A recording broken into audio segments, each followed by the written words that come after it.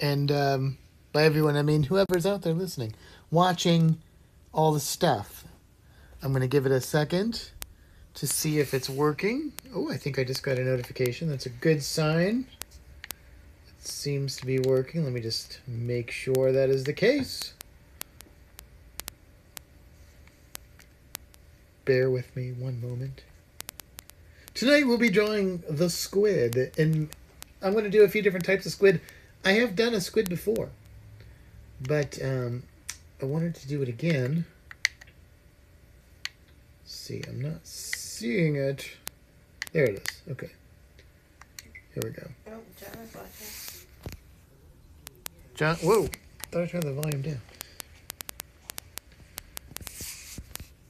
Michael is watching. John is watching.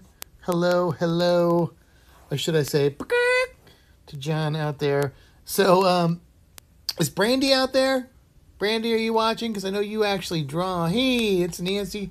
Nancy's on there as well. So, first thing, I'm going to just draw a general basic squid, but this time I'm going to kind of give you instructions on how to do it. Yay, Brandy. All right, Brandy, are you drawing with me, Brandy? So the thing that I like to do to start my squid is I will draw sort of an elongated cone triangle. So I'm drawing in blue so that I can go over it in a darker color. So if you're drawing with regular pencil, just draw light. That way you can erase, because these are going to be kind of guidelines here.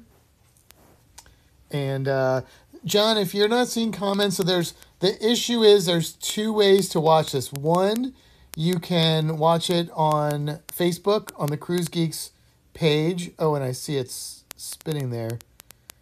We may be having some technical issues. I can see the comments, but we're not getting video. Yeah, Michael's saying just a spinning wheel. It's back. Is it back? Can you guys see me? Can you see me now? You can watch this on YouTube or on Facebook. YouTube is Creature Science Illustrated on YouTube. Facebook, it's on the Cruise Geeks. I have a Creature Science Illustrated Facebook group, but it won't let me do anything there. Okay, is it working? You can see video. Is the video working? There should be a triangle in there because mine is not. Let me try and. There we go. I think we're good. Okay. All right. So we've got our triangle, but on the bottom, I'm doing a little kind of pointy shape here. All right. Hey. Elaine is here. Elaine is here. I am drawing, Nancy, but I stopped drawing for a second. So, of course, you'll see that now. All right. So we've got our triangle with the point. And then I'm going to do like kind of a circle here. Okay, this is going to be the head. You can draw through here if you want, but you don't have to because it's not going to show up. And so this is basically the head and the body. Although this whole section here is called the foot, or the outer part of the foot is called the mantle of the squid. Now, depending on what kind of squid you are drawing is going to determine what the fins look like. So the fins are up here. Some squid have really short fins, like this. Some squid have really long fins, like this. It depends on what species you are drawing. But for this squid, I'm going to give it kind of the average squid fins. I'm going to start here and here, come up like so. And it's kind of can be, oh, Joe's on there. Can be kind of hard to get the symmetry right, so make it look even, but I'm going to try. And if it's not perfect, it doesn't matter because squid are always bending these fins, and so it can look different. These are actually probably a little, they should probably be more like this, but we're going to leave them. We're going to leave them because this is my practice, how to draw a squid. So we've got these basic shapes, and then what I recommend is for the arms down here, I recommend doing another sort of almost like a upside down teardrop shape here. It's going to be the arms right here. So this is our basic, look how simple these shapes are. We've got this triangle here. We've got little triangles up here and here. We've got basically a circle, and then we've got this sort of teardrop shape. This is the basic shape of your squid. Now we just got to go in and add some details. So the eyes are going to be on the side in this squid. Looks like a flame. It does kind of look like a flame. That's true. And depending on what angle you want, and this is kind of top down, but maybe you could see one eye more than the other. But just kind of give these little ovals here for the eyes. And oh, thank you, Emily. And hello. If I'm missing you, it's hard because we don't have squid at the aquarium. Squid are really hard to keep in aquariums. We do have 2 octopus, and we had, and I think we still have them, they're just not on exhibit right now, some flamboyant cuttlefish, which are adorable. If you've never, look them up, Google them, flamboyant cuttlefish, they're the coolest. All right, now I'm going to give my squid its arms. Squid have 8 arms and 2 tentacles. And the easiest way to do this to start with is to just divide this flame shape, we'll go with that, right down the middle. Because they have 8, but you're not normally going to be able to see all of them. Usually, you're looking at the front. You can't see the ones behind, or maybe you can't see them very well. So now I'm going to kind of draw another line here and here. Sandy's giggling. I'm missing a lot of I'm laughing comments. because Nancy said you aren't drawing with squid ink, are you? I'm not drawing with squid, but I have drawn things with squid ink before. I do a lot of squid dissections at the aquarium for education stuff, and we always get the ink sac and let the kids play with it. Pretty cool. All right, so we've got 4 arms, and that's probably all you would normally see from just a straight on view if the arms are kind of tucked in, which a lot of times they are when they're swimming. But if you are, say, one of my coworkers and you just can't deal with the fact that there's only 4 arms, you got to see the other 4, then you can kind of just draw them off to the side. Okay, so we're going to do another arm here and another arm over here. And now we're seeing them from behind here. And then if you want, you can even kind of make these come out like this. But you've got your basic shapes now. So you can start to add details. The comments are flying. I can't read them. Emily said, why are they hard to keep in an aquarium? Emily, because there's a couple problems with that. One is that the average lifespan of almost every species of squid is less than 2 years. In many cases, less than 1 year. The other problem is most of them are kind of open water animals, deep sea animals, which makes it an extra challenge to keep an animal that moves around a lot. Octopus do better, but even they can be difficult because of the short lifespan. So yeah, they're tricky. There are some. I think. Let's see. What's the aquarium in San Francisco? It's a really awesome aquarium. Monterey Bay. I think Monterey Bay might have some squid on exhibit, if I'm not mistaken. I don't know what's going on with my voice. Now, all right, so we've got our squid, and I should have moved him or her up here. If you want to add tentacles, squid usually keep their tentacles tucked up, but you can make them coming out, and I just do curvy lines, and then they've got a little club on the end, and we just do another curvy line. They're thinner in most species. I always say most species because there's always exceptions to every rule. But this is our basic squid. Now, what I would do if this was pencil is I would go in and I would make darker lines, and then I would erase the lighter lines. Since this is digital, I just went on to another layer, and I'm going to just kind of tighten up this drawing here a little bit. I'm still using kind of a pencil. Actually, let me just change that. And I can add some details and stuff on here. So, but again, pay attention to these shapes. They're pretty similar. Like one of the things I want to do is I want to fix these fins. I'm not happy with these fins. They are just shaped a little funky. So I'm going to give them more of a curve like this. And I'm just going to make the triangle shape a little bit different. Elaine asked, do they really spin as they travel like the cute little GIF? It's, Elaine, they do squid dissection. One of the things I talk about is why they have fins. So some squid will use their fins to swim, but most of them use them as a way to stabilize their bodies because they're little torpedoes. If you could see the other side, like I'll just kind of draw it through. Imagine you could see through. On the back of the squid, there is a tube called the siphon, or sometimes it's called I can't think of the word now. The funnel, that siphon or funnel. And what happens is they pull water into their mantle and then they squirt it out through this funnel. And that's what gives them like a little jet power.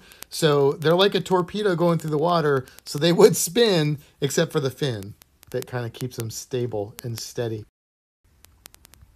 All right, let me just undo all that X-ray of the squid. X-ray, of course, doesn't work real well for squid since they don't have any bones. They do have something called the pen. Sometimes it's called the gladius. And that's what this point is. It's the only real structural part of the squid that makes them different than octopus. And basically, squid are related to things like clams and snails. And so that's kind of their version of the shell. And it looks actually like a piece of plastic if you look at it. But unlike all the unfortunate plastic that's actually in the ocean, this one is not plastic. It's made of the same stuff as like crab exoskeletons called chitin. And yeah, it's just part of their body. So it's biodegradable, 100%. Pretty good stuff. I saw somebody in Walk, Michigan. That's Terry. Hey, Terry. All right, I'm going to add the pupil here. I know I'm missing a lot. When I went on to, if any of you guys saw it, I went on to Griffin Alyssa's live stream Thursday, which was so fun. I really appreciate that they let me do that. I realized how hard it is to keep up with the comments. I mean, it's hard when I'm drawing, of course, but even when you're not drawing, it's really hard. So here I'm just giving the eyes a little bit of three-dimensionality. I think I made that word up. I don't know if it's a real word. Terry said, I would think this would be difficult to draw, but you make it look quite simple. If you concentrate on the major shapes, it's doable. Yeah, Terry, that's the thing is, and the other thing is, like, I draw a lot of squids, so that is kind of a way for me to do this. If I was trying to draw something that I don't normally draw, it would be really hard to do because I'd have to concentrate a lot more. But I kind of know all the basic steps and shapes of the squid. So it makes it a little easier, but yeah, it is. It's difficult. It's difficult. All right, now I'm going to just, oops, let me redo that line. Add in our tentacles here. There's 1 and 2. Hey, the Cruise Geeks YouTube channel is over 900 now, so we're closing in on that 1,000 mark. It's super exciting. Just to let you guys know, I'm really psyched about it. All right, now, squid, like octopus, most of them have sucker discs on their arms. Not all of them do. You'll find that out when we do one of our other squid tonight. Hopefully we'll get to. But they usually have 2 rows of suckers on their arms on the underside, so you won't see them on these front arms. And then they usually have some on their clubs as well. And the way this works is they will use these tentacles with the clubs to shoot out and grab their prey, which is going to be maybe, for a small squid, something like a crab or a shrimp, maybe a small fish. For a larger squid, like a giant squid or something, it's probably other squid, maybe a fish. Now, pretend I'm erasing this blue lines, and here you have kind of your basic shape here. And then I would go in and I would add, more details. You could color it or do whatever to make it look more three-dimensional. But I don't want to spend too much time on that because I want to go over some different species or types of squid because I talked about those. If you've listened to episode 44, hey, Ann, if you listen to episode 44, the Cruise Geeks, the cruise creature was the giant squid, the colossal squid, and the Caribbean reef squid. So I wanted to kind of show you some of the differences between these species. So I'm going to try and draw them sort of accurately to what they look like. So we'll start with the giant squid. The giant squid, you're going to see they have these same basic shapes that I described drawing the basic squid. The giant squid has a pretty long mantle. The record of the longest mantle, I think, is like 7 or 8 feet long. But then they've also got the arms and the tentacles. So here's our mantle of our giant squid. And obviously I'm making this kind of small so it'll all fit here. Now their fins are really small. Their fins are really small. And something interesting about their fins is that they're way up at the top and they kind of go above the mantle like this. So that's different than another squid that you saw. They still have the big pen or gladius there. And then they have their head down here. Now squid have huge eyes. The largest eyes of any animal alive today on planet Earth belong to giant squid or colossal squid, even bigger. They may even be the biggest eyes ever, but there are some ichthyosaurs that might give them a run for their money. But giant squid have to have really good eyes because they're big eyes because they need to see in the dark. And to do that, you need big lenses. And so they've got that. They got these big lenses. So here's our giant squid. Now they have really long arms. So a lot of, when you hear about a giant squid, like the record somewhere, we think giant squid can get about 43 feet is probably about how big they can get. Well, a lot of that is arms and tentacles. So we've got the arms coming down here. I'm just going to pencil them in. Let's see, that's 1, 2, maybe we'll do one here. Give it a little curve.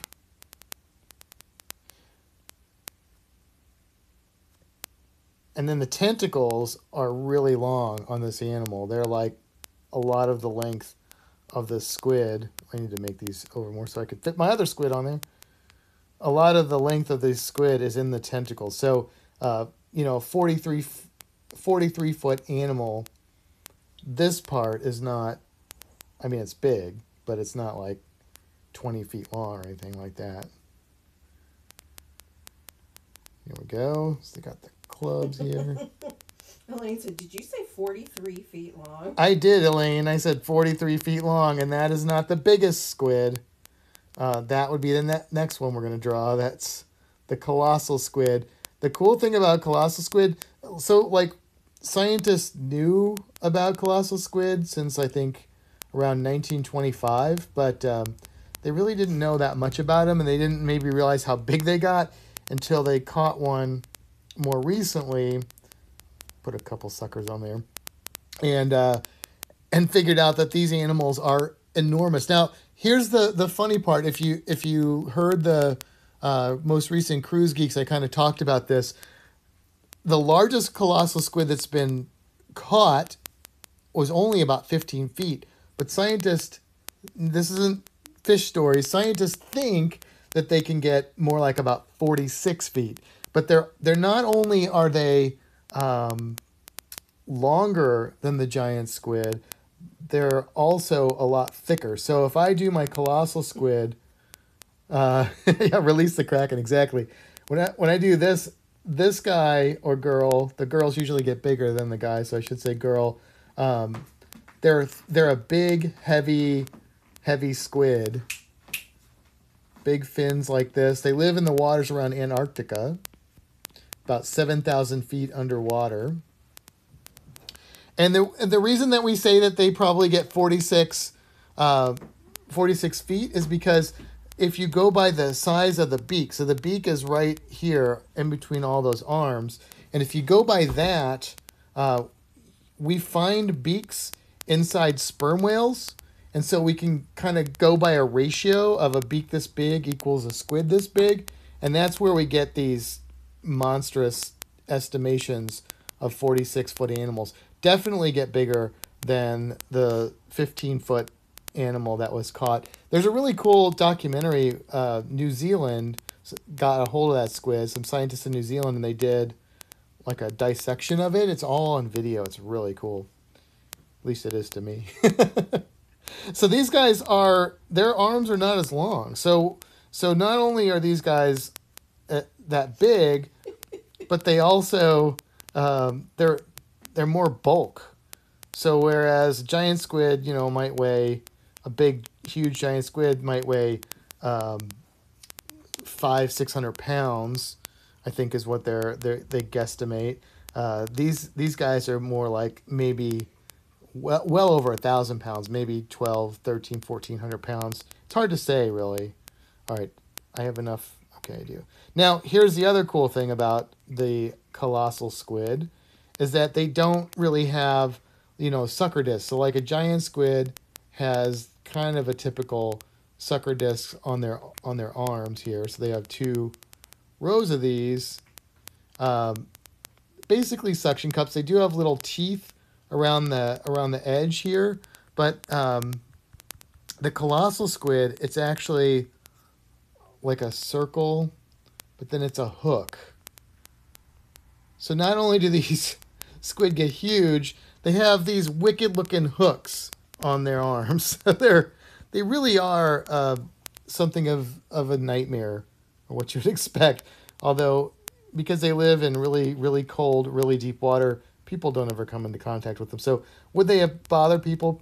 I don't know that they would, but we don't have to worry about it too much. So they have kind of this larger head, bulky body, and then they do have tentacles that are fairly large, but they're not nearly as long as that of our friend the giant squid.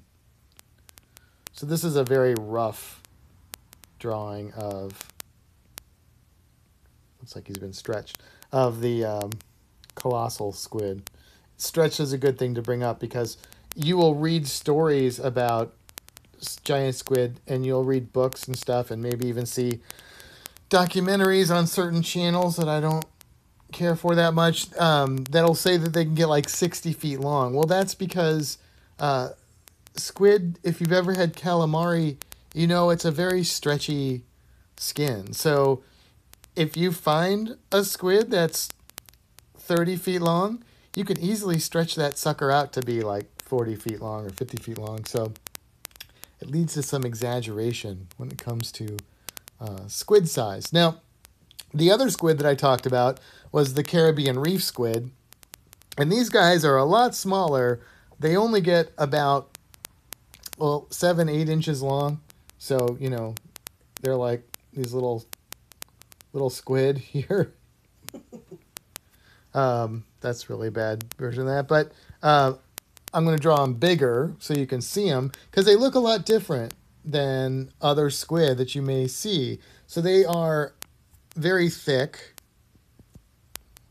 a lot thicker. In fact, the first time I saw one of these in the wild, which I was really excited when that happened, but I knew that we didn't have cuttlefish in the Caribbean, but man, it looked like a cuttlefish because not only is this like a really wide mantle, but they also have these fins that are just go all the way down. They're kind of wavy. They do kind of use them to swim, and that's like what a cuttlefish looks like. But they're not cuttlefish. They are squid,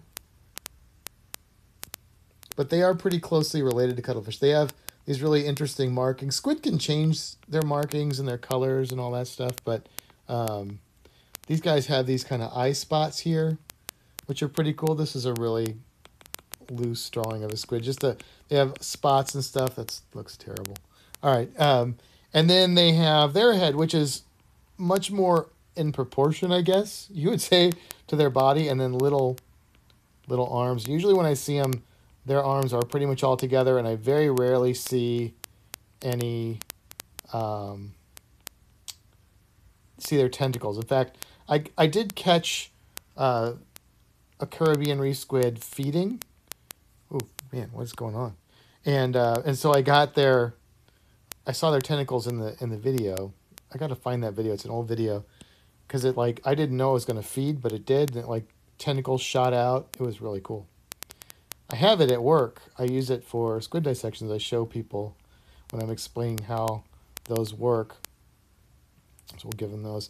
And then they have, of course, big eyes like all their relatives. This reminds me of the Ood, if you're a Doctor Who fan. Which I am. A Doctor Who fan. All right, so these are very different species of squid, but of course, these Caribbean reef squid, if I drew it to scale, would be these tiny little things, right? So, bring them back. Come back! Yeah, so there's 3. I mean, look how different these are. There's a lot of variety here in these different types of squid. Hey, Mark. Now, there's some other cool stuff I can tell you about squid. There is a squid called the firefly squid. And the firefly squid is a pretty small squid. I'm going to try and draw a side view of it for this one. Pretty small species of squid. Oh, you're a Doctor Who fan? Yes. I was happy when the series kind of got a second wind. I'm a Tom Baker guy. Who's your favorite Doctor, John? Are you just like new Doctor Who, or are you like old school Doctor Who? I mean, I like it all, but we're kind of behind on it though. So this is kind of going to be a side view, so you can see the funnel, the siphon here, for movement. Every time you say funnel, I want to be on a cruise. Yeah, it's not that funnel, Sandy. We'll do the eye here. I wish. And then little arms on these guys. So we'll see a few of them. I'll just draw a few more. Whoop, that's too long. And then their little tentacles coming out here. Now the cool thing about the firefly squid is that they only get 3 inches long. Yeah. David Tennant was really good. That's my guy. 3 inches long. These are not big squid, but they're called firefly squid for a reason. They do glow. So they have bioluminescent spots on their body. And they have them all over their body, but mostly on the underside of their body. Those are Brady's favorite funnels. As are they mine. So they do have some bioluminescence up here, but it's mostly on the bottom. And the reason they have this is called counterluminance. And the way it works is if you are an animal swimming underneath here, and you see this squid, I know fish don't really do that, but you see this squid and you're looking up, and the sun or moon or whatever, maybe a little bit of light coming through, because these guys are not super deep. They come up pretty shallow. Well, now they blend in with like the starlight and stuff like that. I saw something about a scarf. We got a Tom Smith. Well, Emily Tom said Baker it is fan. very ood-like. Ood-like, yes. Now, if you're the same fish, let's say you're this fish, and Elaine. you are... The doctor with the scarf is one she watched. Yes. Jelly babies, Elaine. And now it looks like a 2-eyed fish. And you're looking down. Well, now it's dark coming up here because it's just the dark water, and so it also blends in. So this is called counterluminance. It's a type of camouflage, and it's sort of the nocturnal version of counter shading. So counter shading is really common on animals. Let's say this one is one that most people are familiar with, that I also draw a lot of, so I can draw it quickly in a live stream. These guys, you probably know what these are here. That fish looks mad. He is mad because he can't see the squid. Oops.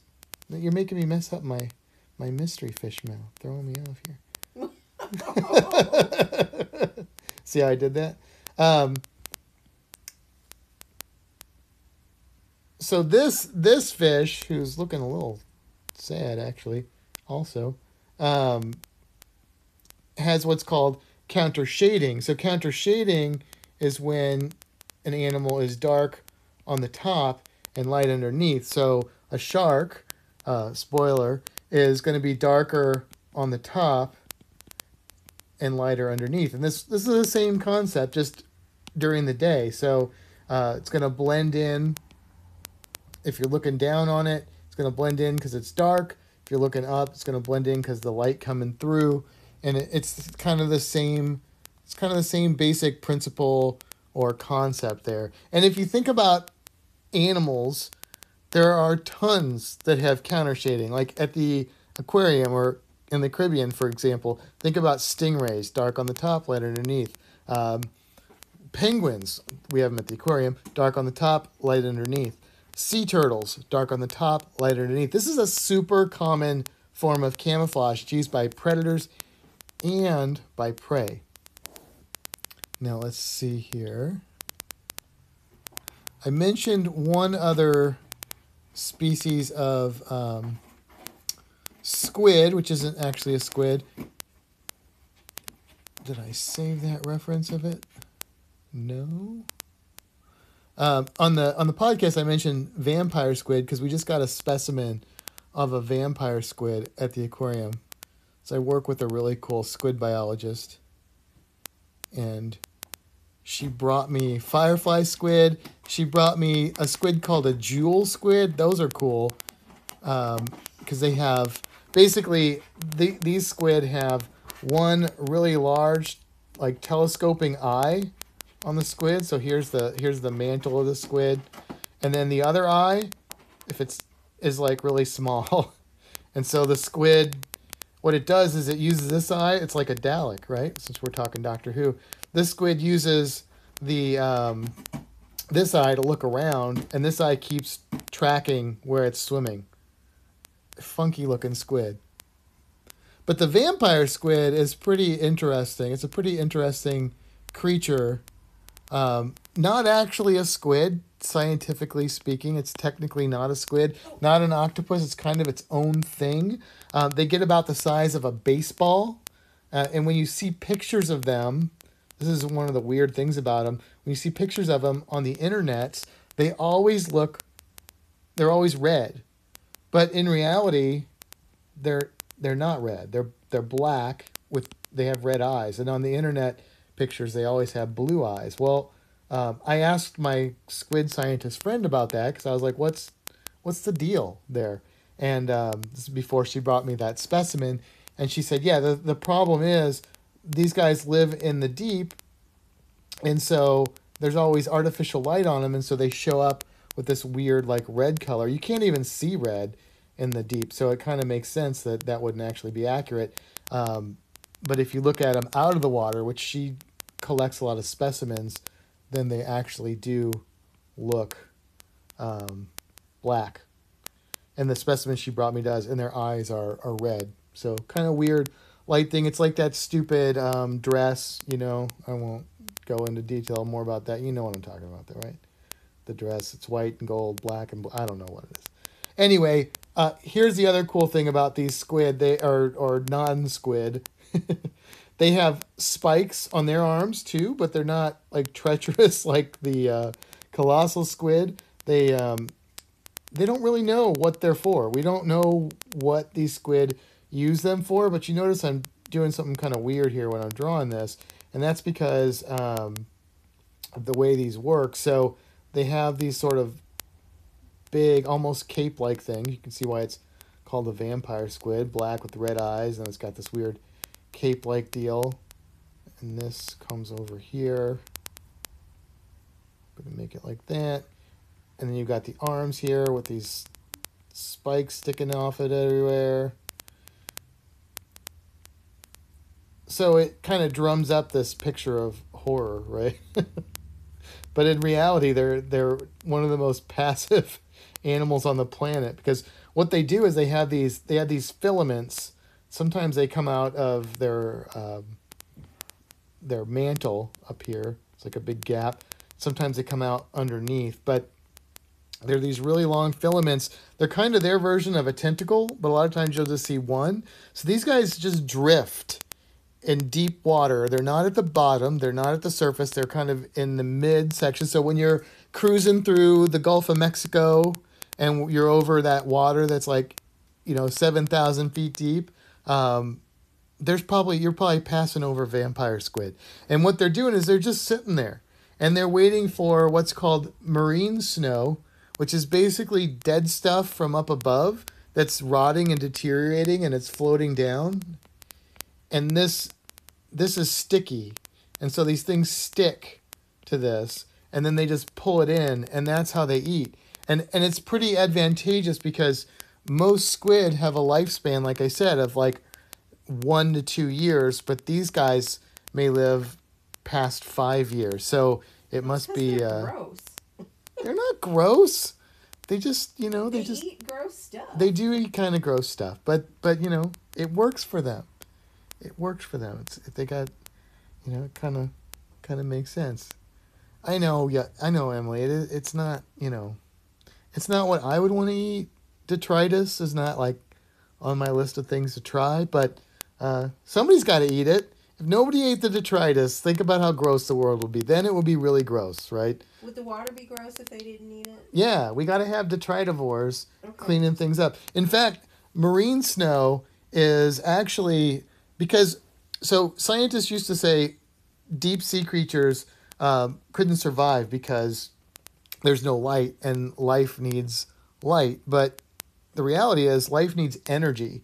And so the way that most of the deep sea or a lot of the deep sea creatures get their energy is from this marine debris, this marine snow, this dead stuff that's coming from up at the surface, floating down or sinking down, and providing food and nourishment for these deep sea animals. So kind of cool. Some of the other things she brought me were at the aquarium were hatchet fish, and these fish called dragonfish, which I don't have a reference for, but I'll try and draw them if I can remember what they look like, and then I'll tell you something interesting about them because I think we've just got a few more minutes for. I'm gonna go over to the Lalita Loca live stream. John said detritus causes gingivitis and fungolitis. Detritus can be bad, so if there aren't animals out there that can eat it, it could be bad for us. I don't remember what their fins look like on the side. I think they have kind of fins that come around like this maybe, and they have big eyes. Of course, they're deep sea creatures, big giant eyes, little nares there, and then they have these this may not be completely accurate because I need to look at these fish again, but they kind of look like this. They're kind of eel shaped. I might have some of the fins wrong, but the thing is, you see pictures of dragonfish and you think they must be like these gigantic, there's a diver down there and he's, they're these huge fish, but the reality is they're not. The reality is the size of these things is like 7-8 inches long, so they're actually tiny little fish. So yeah, pretty crazy. What did she say? I don't know anybody who can make eating rotten leftovers. I saw something. We just read something. The comments pop up on my screen like really fast, and then they're gone. And if somebody else comments, it gets covered up right away. So she says, Matt, I adore you. I don't know anyone else who could make eating rotten leftovers from sea creatures sound so wholesome. Right? It's everything has its place. One of my arguments I always try and make are we have to save them. We have to make sure. I mean, they're not in danger, but we have to make sure and protect the mosquito. Now that's a hard argument. Oh, don't even go there. That's a hard argument to make, but here's why. Does anybody know what mosquitoes eat? I'm going to turn you guys all into. I'm going to give you all respect for mosquitoes. This is not an accurate mosquito, by the way. Hey, John. The other John Ormsby. What do mosquitoes eat? Go ahead. If you know it, and I'll warn you, it's a trick question. It's a trick. It's not a trap, but it's a trick. Just like an educator. Throwing out the trick question. Yep. Let me know if we get any guesses here. What was that? I saw something from Mark. I think that was Mark Robertson that asked that. Do you believe, as man explores the deepest parts of the oceans, that we will discover larger squid than have been documented to date? Mark. Blood. Mark says blood. Okay, we'll get to the mosquito thing in a second. Let me answer that question because that's a good question. So, Mark, I don't. I think it's possible maybe we'll find something a little bigger, but here's why. Even though we don't have a lot of samples of giant squid, full giant squid, or we haven't seen them on video very many times, we do have a lot of evidence of giant squid through scars on whales that eat them, through stomach contents of whales. So we have a large variety of bits of giant squid as a reference point, and that is where we draw our conclusions about what the maximum size of these animals is. So it's possible that they could be bigger than we estimate, but it's not probable, if that makes sense. But you never know. You got to keep an open mind with science, and it wouldn't be the first time that science was surprised. So, all right, back to our friend the mosquito. So mosquitoes don't eat blood. They do eat stuff. Granny says plasma. They don't eat plasma. It's not that much of a trick. Here's the thing. If you've ever been bitten by a mosquito, and if you haven't, you need to get outside more. If you've ever been bitten by a mosquito, I can promise you two things. One, it was a girl mosquito that bit you. No, Mark said they don't eat. They do eat. And two, you help to bring many more mosquitoes into the world, because it's only the females of certain species of mosquitoes that bite, and they use our blood, the proteins in our blood, to help with their reproductive process of creating eggs and that sort of thing. So that is why mosquitoes that bite us, but they do eat. I saw somebody put nectar in there. Brandy, nectar, and pollen. So here's the thing. Did she Google it? That's okay.